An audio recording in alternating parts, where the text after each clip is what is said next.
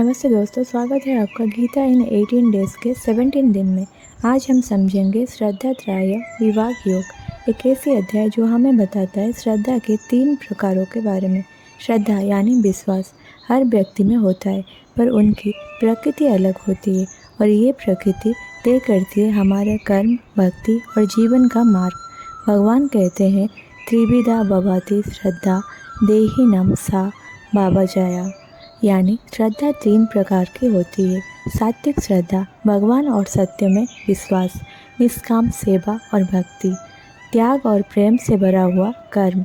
राजसिक श्रद्धा फल की इच्छा से किया गया कर्म, दुनिया को दिखाने के लिए की गई भक्ति, स्वार्थ और अहंकार में मिला होता है।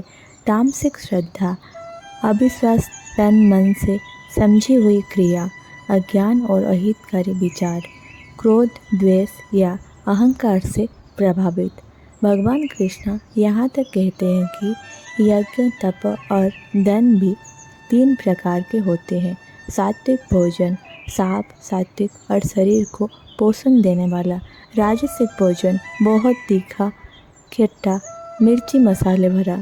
तामसिक भोजन बासी, गंदा और प्रिय भोजन। इसी तरह सात्विक यज्ञ और तपस्या निष्काम और मर्यादा में किया गया। राजसिक यज्ञ नाम और शो के लिए। तामसिक यज्ञ बिना विधि के हानिकारक मार्ग में।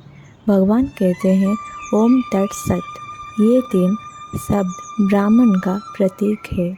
ओम ईश्वर का प्रथम नाम, तत् निष्काम कर्म के लिए किया गया क्रिया, सत सत्य, सद्भाव और निष्ठा के संकेत।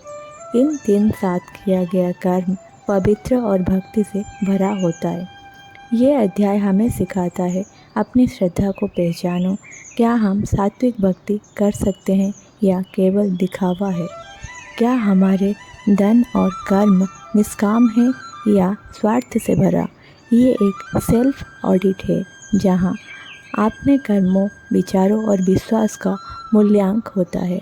दोस्तों, ये था श्रद्धा त्रय विभाग योग, जहाँ श्रद्धा के 3 स्वरूप और उनका हमारे जीवन पर प्रभाव समझ गया। अगले अंतिम अध्याय होगा अध्याय 18 मोक्ष संन्यास योग, जहाँ गीता का सार मिलेगा।